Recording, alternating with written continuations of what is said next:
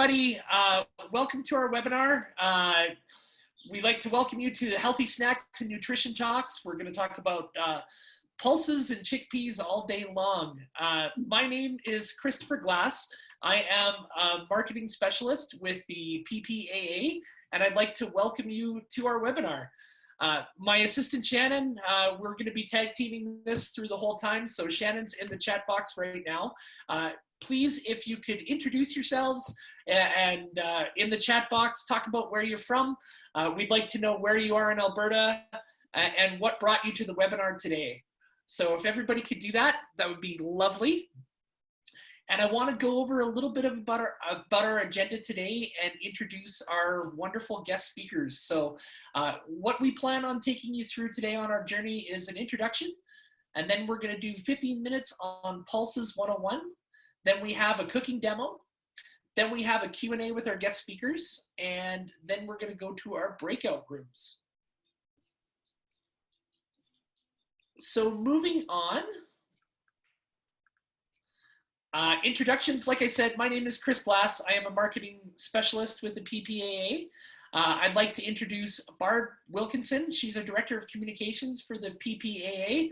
Barb, do you want to say hi to everybody? Good morning, everyone. So happy you could join us today. Excellent. And our two guest speakers, we're really excited to have them. You're going to be hearing from Bo Tang. She's a wellness and nutrition coach and the founder of Life of Pie. She's going to be walking us through an exciting cooking demo. But before we get to that, we have Debra McLennan from the Alberta Pulse Growers. She is a food and nutrition coordinator, and she'll be walking us through Pulses 101. Before we get to that, I have a couple of slides that I'd like to talk about really quick. Just about who we are and how you can get more involved. So we are the Plant Protein Association of Alberta, and our mission is to facilitate the development of a diverse, profitable, and sustainable plant protein and plant ingredient processing industry in Alberta. Our vision is for highly functioning value chains, state-of-the-art infrastructure, commercialized and market-driven products, and it being a key economic driver in the Alberta economy. In 2019, we held 13 networking events with over 2,500 attendees, and 78% of our survey respondents ranked them high or very high quality, and we've connected several people as a result of this conference, and it's helped businesses move forward across Alberta in our interested areas. Quick plug for our monthly newsletter. Please sign up at ppaa.ca communications/newsletters. And this features news in the plant protein industry and member updates. And 83% of our survey results said that this was something they'd recommend to a friend or a colleague. So very exciting stuff. And then just before we get started, we're going to invite everybody to join us at the PPAA and become a member. If you sign up for an annual membership, you will receive 3 months free with the purchase. With that, I would like to turn it over to Debra McLennan. She's a registered dietitian, and this is exciting. As of August, she's been a registered dietitian for 30 years. So glad to have the experience. She's also our food and nutrition coordinator at the Alberta Pulse Growers. So with that, Debra, I'm going to get you to take over. Awesome. Thank you, Chris. I started when I was 10.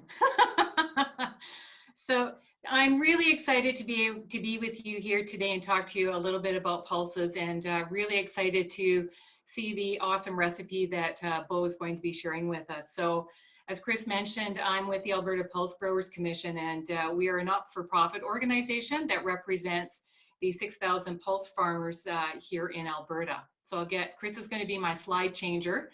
So I'll get him to go to the next slide.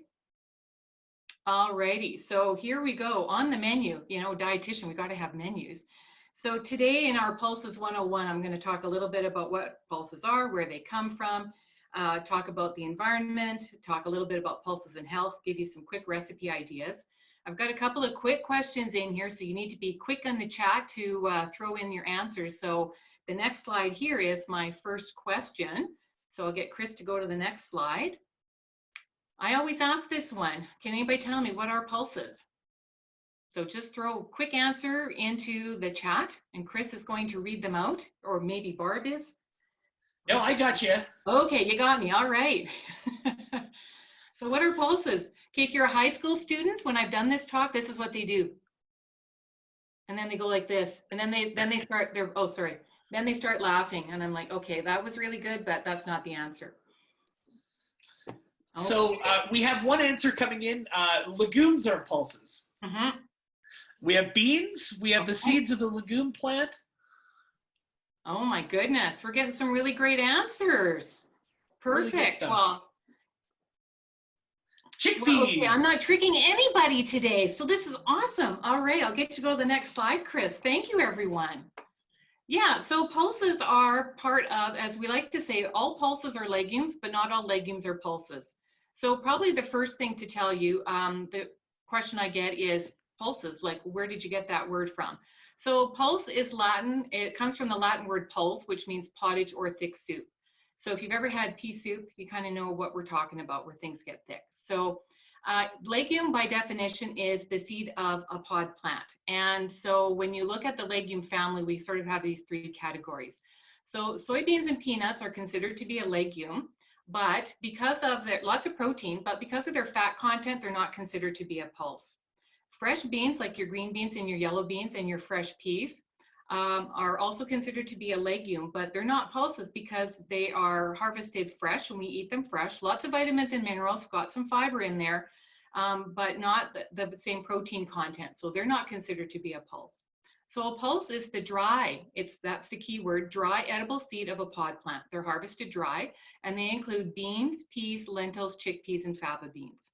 So on the next slide, we'll talk a little bit here. So that's what pulses are. So just wanted to talk a little bit about Canada's pulse growing regions. And Canada is one of the leading producers and exporters of pulses in the world. And pulses are now Canada's 5th largest crop after wheat, canola, corn, and barley. So it is a significant part of our agricultural landscape. And as you can see, within Canada, our major regions are the prairie provinces. And we do grow a little bit, primarily beans in Ontario, and we've got a little bit growing into Quebec. So if you go to our next slide, we'll show you what we grow here in Alberta, which is what I'm so proud of.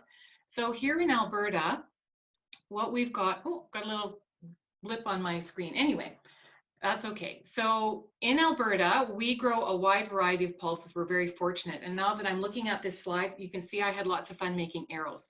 So our largest pulse crop within Alberta are our green and yellow peas. We grow them primarily all over the province. So as far north as Peace River, all the way down to the US border, and as far east and west as we can go. Out of all of our peas, our largest crop would be yellow peas, about 80 to 90%, and maybe 10 to 20% are green peas. So in Alberta, I've got this little colorful map. We've divided the province into zones, and it reflects kind of the climate in each of those areas of the province, the soil, and it coordinates as well with the other kind of crops that are grown in those areas. So green and yellow peas, our largest crop. Our next largest crop would be our lentils. We grow red and green lentils, primarily in southern Alberta, so sort of think Calgary South. So that's kind of that little orange zone and the green zone there. And they like a little bit more heat than, like the peas are a little bit more versatile, but lentils like to have a little bit more heat, and that's why we see them there. Our third largest crop would be our dry beans. And if anybody's tuning in from southern Alberta, if you've ever driven between Lethbridge and Medicine Hat along Highway 3, you pass through a couple of towns, Tabor, Bow Island, and a little bit north there, Vauxhall. Down to the US border is where all of our beans are grown, and primarily under irrigation because they're very picky about the amount of water that they get. And our three largest bean crops would be our pinto beans, black beans, and great northern beans. And those are the ones that you would find in the stores. We also grow some chickpeas. The Kabuli chickpeas are the ones that you find in the cans, a nice kind of creamy color, tan color. And we grow those more in the southeastern part of the province. They like a lot of heat and a lot of sun. And then we also do grow faba beans, and they grow almost everywhere in the province. They can grow in warmer conditions under irrigation or in, slightly cooler, wetter conditions. So we see a lot of that. So that's sort of what we grow in Alberta. So the next slide will show you, because then I get the, oh gee, Deb, I didn't realize we grew all these pulses in Alberta. Where can I buy Alberta pulses? So my little pictures here just sort of show the journey of pulses within Alberta. So you've got this beautiful flowering pea crop, and then as it matures in the field and dries, the next picture shows you it being harvested. Then our pulse farmers will take that crop over to their local grain elevator, and from the grain elevator, it's either directly exported to other countries around the world. We export to over 150 countries worldwide, or it will actually ship out to Eastern Canada, typically Ontario or Quebec, where then a sort of another secondary level of sorting takes place, and then we do that retail packaging. So here in Alberta, we don't actually have anybody that does that retail packaging where then it can go to the grocery store. So what we typically will tell people is now, because it's left the province, and because that it may now be packaged along with other pulses from Western Canada, we encourage people to look for Product of Canada on the packaging when you're in the grocery store. And when you're doing that, you are supporting not only Alberta pulse farmers, but pulse farmers from Saskatchewan, Manitoba, Ontario as well. So I just have a couple of little logos that you'll start to see on the packages when you're looking. So my next slide, I think is, oh, here we go. Here's a question for you. Why do you think farmers grow pulses? So if you can throw a quick answer into the chat for me. And I know there's some farmers that are tuning in, so I'm sure they're going to have some good answers, or they're not going to answer at all. So a couple of the answers we have coming in: to give the nutrition to the soil, it rotates crops, high demand crop rotation, nitrogen fixing, disease reduction, rotations. Holy cow! I'm preaching to the masses. I love it. So we'll go to the next slide. Those are all the primary reasons that farmers grow pulses. So pulses are an excellent crop to have in crop rotation. We certainly encourage producers to do crop rotation wherever they can. So really great for the environment, and this is something that a lot of consumers are looking for, is wanting to look at their environmental footprint. So pulses are considered to be a low carbon footprint food because they partner with bacteria in the soil, and they draw nitrogen from the air. And with this bacteria, and my little picture here, you can see some little white little beads kind of looking here on, this is the root of a pulse plant. So those nodules help to fix the nitrogen. So a pulse plant can actually, it's almost like it manufactures its own nitrogen fertilizer. So our pulse farmers don't need to add any synthetic nitrogen fertilizer to their pulse crop, or very rarely. And because of this ability to do that, and with the other great things that their root system can do, they improve the soil where they're grown. So they are great to add into a pulse, like into a crop rotation, because they enhance that soil. And then the next crop that gets planted on that land, farmers often see an improved yield and quality of that crop. The other thing is that pulses are a very water efficient source of protein. So they use anywhere from 1/2 to 1/10 of the water used by other protein sources, very adapted to dry environments. And different pulses can be grown in almost every type of climate, which is why you see such a variety of pulses being grown around the world and even across Canada. So on my next slide, that's why the farmers grow them. The other one that was in there was, it is definitely a crop that is, oh, here we go. It's definitely a crop that from a cost perspective, farmers are seeing a really good return on that product. So it's really great. So sort of my major area of expertise is like, why would we eat pulses? So I'm just going to move something around here on my screen. So from a pulse perspective, they're very protein packed, 9 grams of protein on average per 1/2 cup cooked serving, an excellent source of plant-based protein. So really great to include within, you know, if you're a vegan or a vegetarian and you're looking for a good source of protein. I've got my little graphic there with Canada's Food Guide, because the Food Guide is starting to has recommended, you know, encouraging people to include more sources of plant-based protein. So that's where pulses can fit in.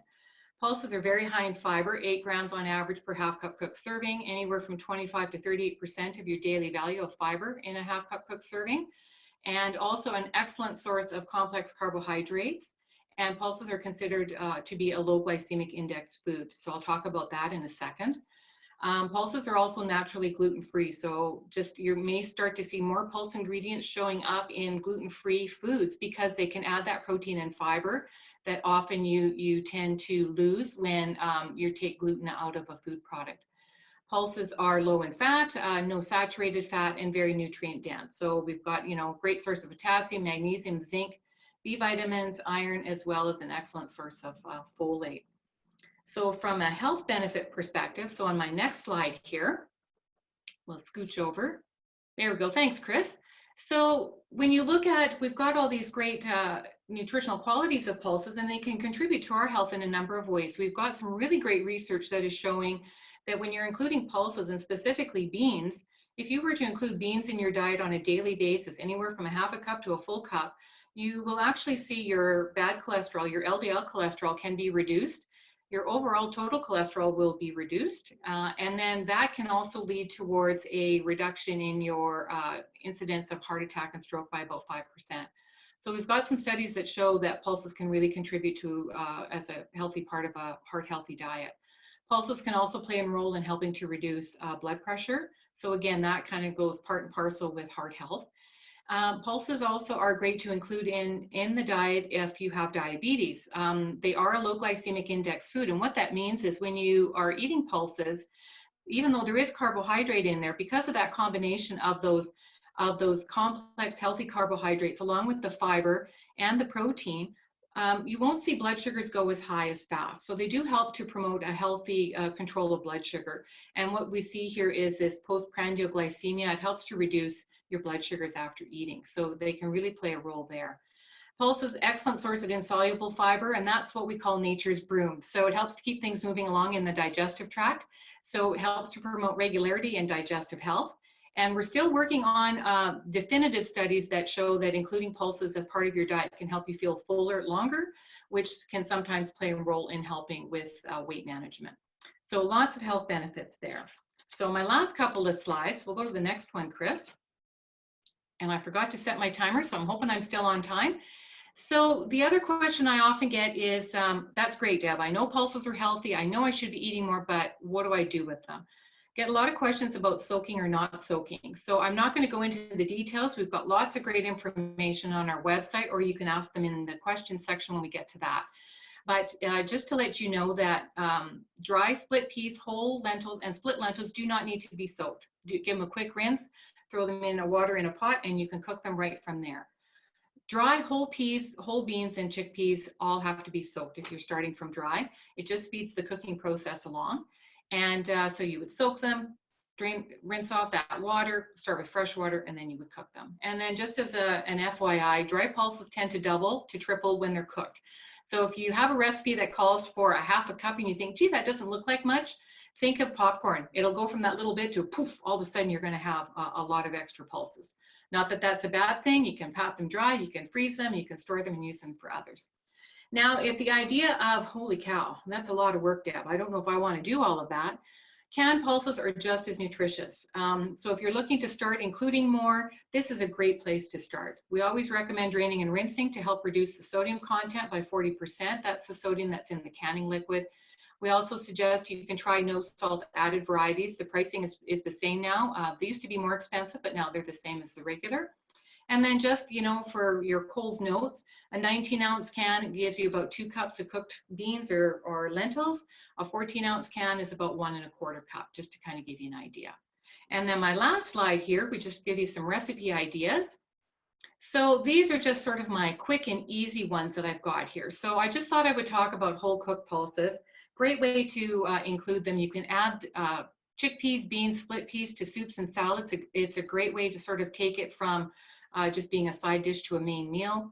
Roasting pulses is fantastic. So everybody thinks it just is chickpeas, but you can do any kind of pulse. It's a great thing to add to trail mix because it adds more fiber, more protein. You can add it to your granola or as a snack on their own. I love it as croutons. I throw them into my soups and I throw them on top of my salads. They get that nice crunch and you get the extra flavor from the spices that you use. Adding split peas or lentils to a rice pilaf, again, you can just add it. It adds that fiber, adds that protein. This is one of my favorites, adding beans to a ready-made salsa. I love adding black beans to my salsa and then just having, my regular old nacho chips for a really great snack, especially on these hot summer days. Adding them to wraps, to nachos, to quesadillas is, again, a great way just to incorporate them. Red split lentils can be your magic friend in the kitchen because you can use them to thicken soups, stews, and sauces, and they go from that bright orangey color to a dull yellow, and they start to break up, so you don't even know that they're there, but you're getting that added protein and fiber, and you're thickening up your dish along the way. And then my last couple of tips here: puree them up, and you can make a dip with them, so it doesn't just have to be hummus.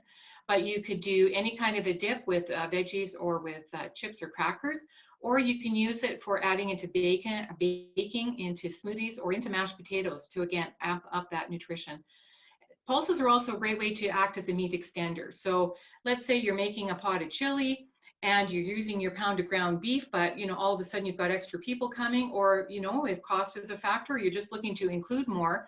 You can add in extra beans into that, and you can take it from serving maybe 6 people to 8 people to 10 people. And it's a very cost-effective, nutritious way to sort of extend that meat protein that's in there. All right, so my last slide, question here about how to contact me. So here's my contact info. So you can email me anytime. You can go over to our website. And you can also, if you get a hold of Plant Protein Alberta here, they'll be able to give you some of that information. And then this is just a photo of me with a colleague. We are at a pinto bean plant in southern Alberta, and that just shows you the harvest was coming in. So I'm the person on the right in the dark with the yellow hard hat. That just shows you how many pinto beans were harvested in that particular year. So I think that's it. Hopefully I didn't go over time, and I'll turn it over to Bo for her food demo. Thank you, Debra. That was excellent, and you were right on time. We started you a couple minutes late, so we got right there. And that last slide, I must say, was perfect for our next introduction, because I am hungry now, and I'm looking forward to lunch. So with that, I'd like to introduce Cooking with Plant Proteins. We would like to introduce wellness and nutrition coach Bo Tang. She's the founder of Life of Pi, and she's going to be taking us through a cooking demo. So let me just make sure we can get her video up on the screen. She is our spotlight video now. Hi, everyone. And Bo, it's off to you. Awesome. Can you hear me okay? Check, check, 1, 2, 3. We can. Thank you, Bo. Awesome. So I have my sous chef joining me today. What's your name? Victoria. Yes, Victoria. So Canada's Food Guide, the newest version, if you got your hands on it, yes, you are all encouraged to have meals together as a family, and also try different recipes with your family members and having your little ones helping in the kitchen. So today I am actually showing you a mock tuna sandwich or filling that is made with, what did you say, baby? Chickpeas. Chickpeas, exactly. And to show you just how easy this recipe is, I'm going to have my little sous chef to work alongside. So we're going to need a can of chickpeas. 398 milliliter can. You can get cans a little bit bigger. So if you were to measure this in cups, it would be 1.5 cup cooked chickpeas. And then we'll need vegan mayonnaise, some rice vinegar, curry powder, as well as turmeric powder, and salt. Here I'm using salt flakes, but you can substitute with different kind of salt that you prefer in your kitchen. And for myself, I like to use a little bit of paprika too, just to give it a bit of a smoky flavor. Red onions, you can get some microgreens to add to your salad or the wrap. I have some baby kales here. And then you'll need 1 stalk of celery. So the celery I've already washed. And then some avocado if you have on hand. And the equipment that you'll need is a food processor, of course, a chopping board. I've got my green chopping board for all my vegetables, and a knife, measuring spoons. We'll need a measuring spoon for the tablespoon measurement, and half a teaspoon, a quarter teaspoon, and also a measuring cup of 1/3 of a cup, and a quarter of a cup for the red onions. I have a measuring cup here this is a liquid measuring cup, but I just wanted to show you how much is 1 can equivalent in cup. So this is a glass, and then you can see the measurement on the glassware. The first step is to, of course, open your can of chickpeas. So I've got a can opener here. As you can see, a lot of my stuff in the kitchen is purple because I just love the color purple, right, Victoria? And then after purple and purple, you got it. And purple. So after we open the can, just simply lift up the lid. The lid, exactly, good girl. And then we'll rinse it off and under running water. And you really want to rinse the liquid from the can well to get rid of the sodium, as Debra had mentioned. So that significantly reduced the sodium content which is present in the canning process. But now you can also get chickpeas that is soaked in just liquid itself, without salt added, as Deb had mentioned. So really just pay attention to the nutritional fact on the can that you're purchasing. When you go to the grocery store, there's going to be multiple brands and also organic or different types of pulses and legumes. It's really important to be looking at the nutrition fact table to know your sodium content if you have any blood pressure issue, and you can also get to know how much protein you're getting per serving. So for this specific one, you're getting about 9 grams of protein for half a cup, and we're making 1.5 cups. So after you've drained and rinsed out all of the excess liquid, we're going to put it into a food processor. Would you like to help me with that? So we'll put all the way in. Oop, you got a couple lost there. And a little bit more. There you go. Very nice. And then we'll put it on the food processor. And turn on it. Yeah. And just pause it until it's crushed. So would you like to press this for me? Yeah.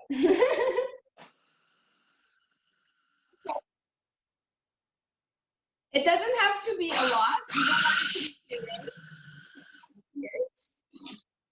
We still want that nice crunchiness to it. So we'll set this aside and we'll just take it off from the food processor because we'll be adding some nice spices into it to give that good flavor. So meanwhile, we'll just dice the 1 stalk of celery. Mm-hmm. You like celery, Victoria? Yes. You don't like celery? So maybe when we put into this recipe, you won't be able to really taste it. So Victoria is not a big fan of celery, and she's never had this recipe before, which is why I thought it would be great to have her try it. So after you've chopped the celery, we'll put it into the food processor with the chickpeas. So Victoria, what does mommy usually cook with you? Cake. Yeah, mommy does a lot of baking. And then we'll put a little bit, we're not done yet, Victoria, of the red onion. So this red onion is from Canada. I know there's a recall right now from the US red onion, but don't worry about this. This is organically grown in Alberta. So I've already diced up about a quarter cup of red onion, and then we'll put it all together. And next we'll need the vegan mayo to make this recipe completely vegan. But if you're not vegan, you can use the regular mayonnaise. This one is made with canola oil. You can get it from the shop, Blush Lane or Sunterra, or the organic or the whole foods aisle in Superstore or Safeway. So we'll need about 1/3 cup of the vegan mayo for this recipe. And then pour it into the food processor. There you go. There you go, baby. You can use that. Scrape this. so cute. Yeah, get all of that goodness in. Now to put it on. And there's still the vinegar. So this is the rice vinegar. And the reason that I love rice vinegar is because it has a really nice sweetness to it. And this is traditionally fermented from rice. It's the Marukan brand from Japan. Japan, Tuna. And then next, we'll put the curry powder in. Oh. So this recipe calls for 3/4 teaspoon of curry powder. So 1 teaspoon. 2 teaspoons. 2 teaspoons.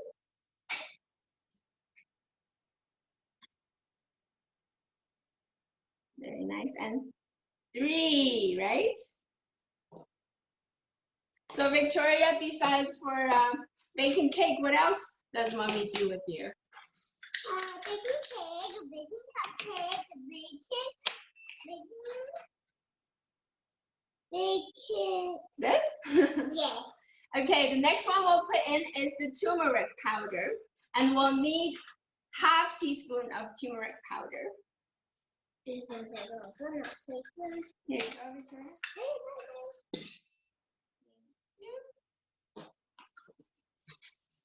And then 1/2 teaspoon of salt. I don't like salt. You don't like salt? We don't add table salt when we're eating, but mommy cooks with salt. Huh? Yeah. All right. So I won't just add the paprika yet because I wanted Victoria to taste it a little bit first, and she might not like the heat paprika has. So we'll put the lid on, Victoria. Twist it on.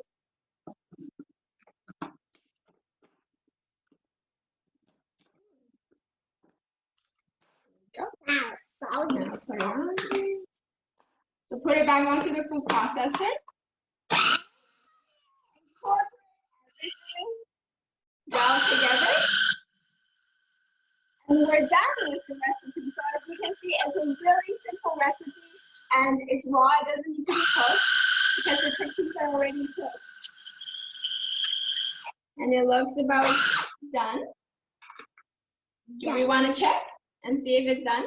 What's the other one? Which Other one? button. Oh, that's for puree. One is for chopping and the other one is for puree. Curry. Puree is to blenderize everything into a smooth texture, but we don't want it to be smooth. We want to still have that texture when you bite into it, the crunchiness. What does it smell like? Curry? You don't know? Okay. It's turmeric and curry. Did you want to taste it? A little bit?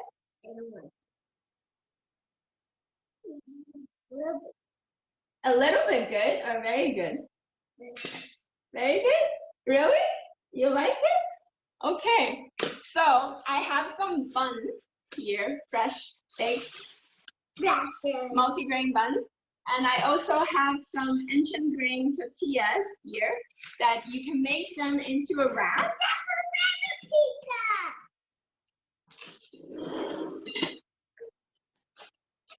So just simply scrape all of your chickpea filling into a bowl, and then with a cover, I like to leave it actually overnight for the flavor to really get in, so that I don't make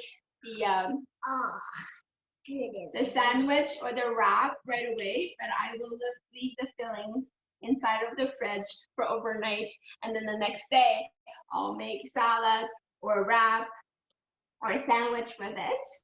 Would you like to make yourself a wrap, Victoria? Okay, yeah. I don't know how to. You're doing great. So I have some microgreen here that you can add into your wrap. Would you like some, Victoria? Okay. Okay. And then we'll put the spoon back on here, and then you can wrap it into the wrap that you like.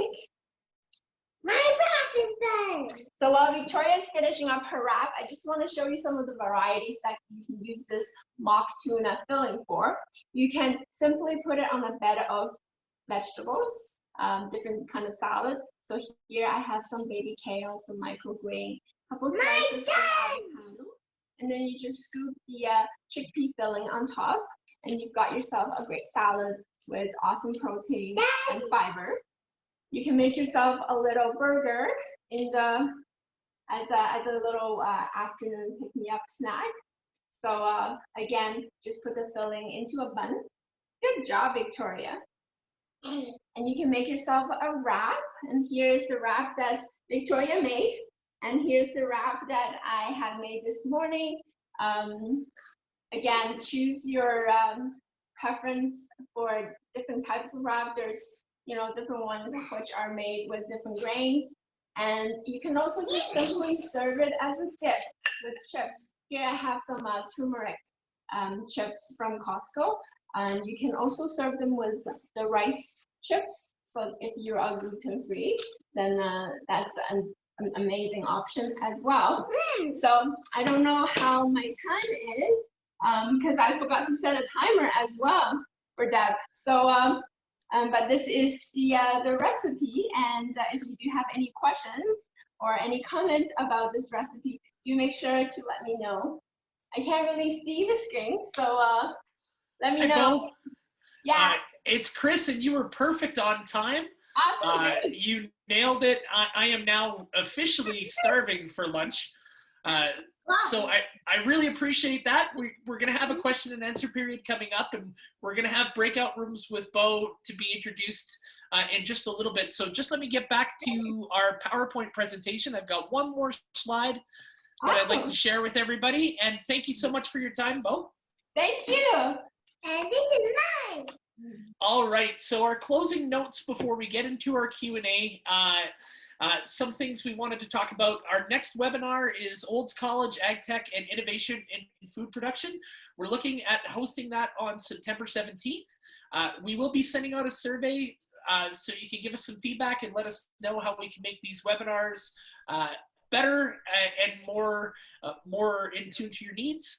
If you want to learn more about anything you've learned today, go to albertapulse.com, or on Facebook, search out Life of Pi Wellness, and that's where you can find Bo. If you want to find more about Debra, I put her contact in the chats as well. This webinar will be posted on our website at ppaa.ca, and we'd like to thank everybody for attending the 7th webinar that we've put on. So with that, I am going to open the question and answer section of our presentation. So if you have any questions, we'd like you to please put them in the chat box.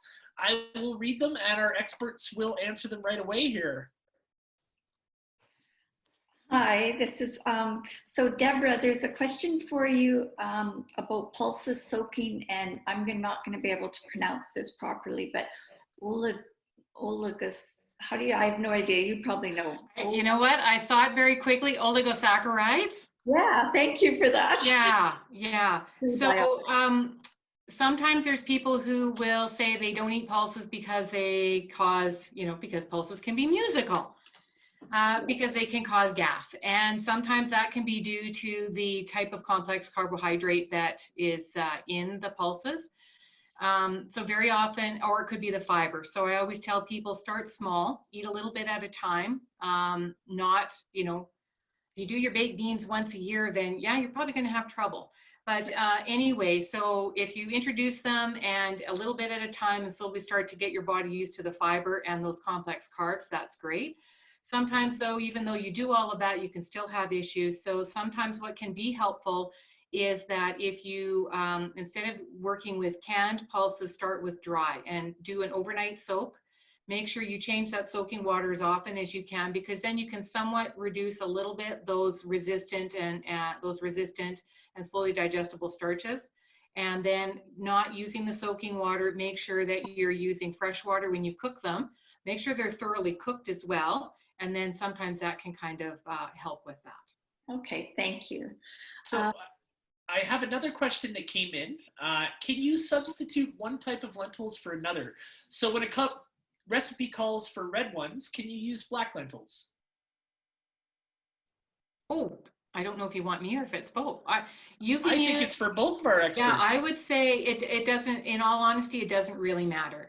If the lentils are there as a thickener, then typically it's a split lentil. But no, if you happen to have black lentils and it calls for a red lentil, red lentils, the split lentils are very soft. Like as they cook, they become very soft and they break down. So if you're looking for something to break down and, just mix in really well to the recipe, then I would stick with that one.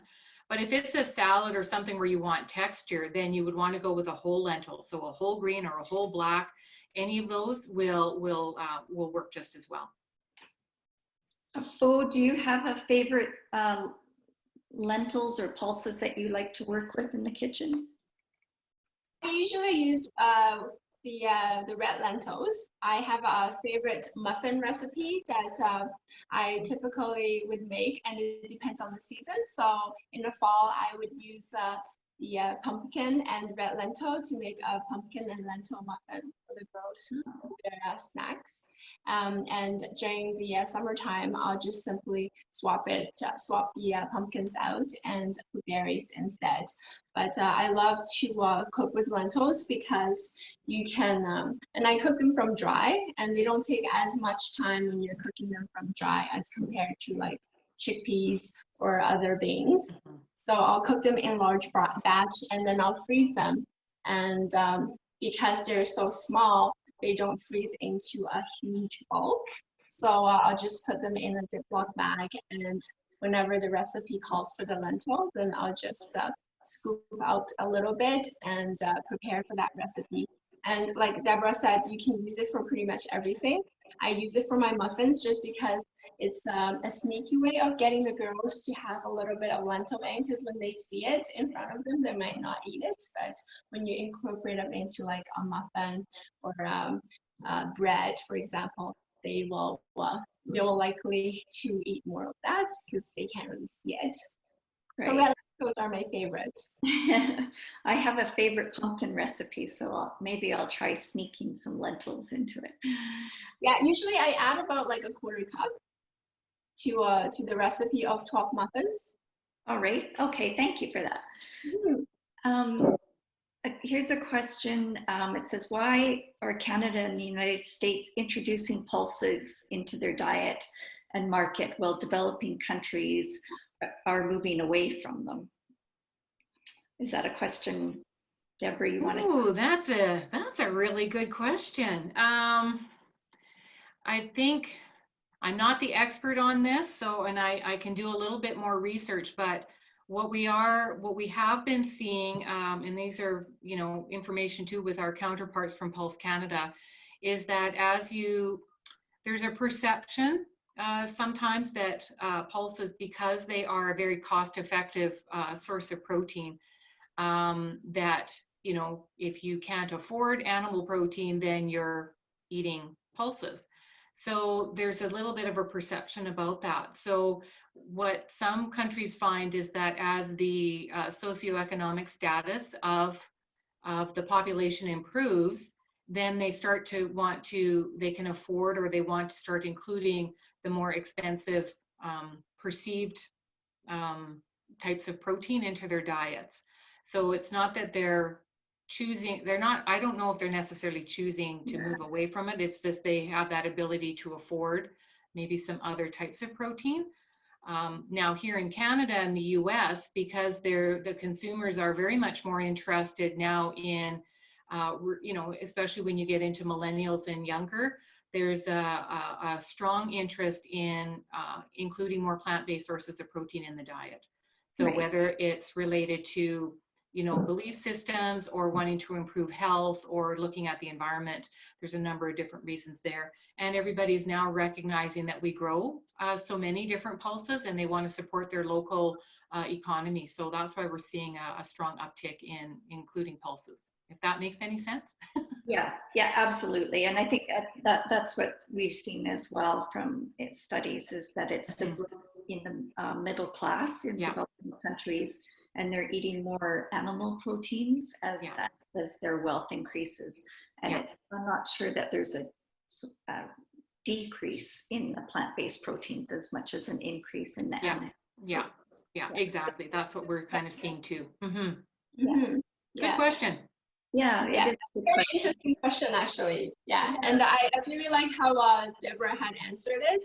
I can tell you from my personal experiences, I grew up in China, and when I was growing up, we ate whatever was produced locally. Even within the country, there wasn't much of exchange of produce from different cities. So if you lived in Beijing, you would have different produce that is produced in that local area that you would have all year round, but you wouldn't have access to what's grown around your city from different other provinces, for example. But now with globalization, we are getting more options, but especially in North America, there is a huge prevalence of obesity.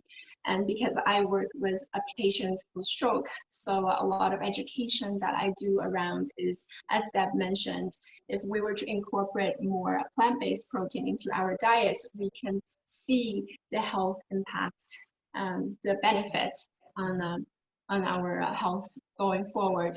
As example of decrease in LDL cholesterol, which is the bad cholesterol in our body, which can contribute to they are considered a risk factor for stroke and heart attack. So I think with more people who are becoming more aware of what is healthy, especially in North America, that we're very focused on what is healthy and how can we support local growers. That's why there is a upward trend as to consuming plant-based protein.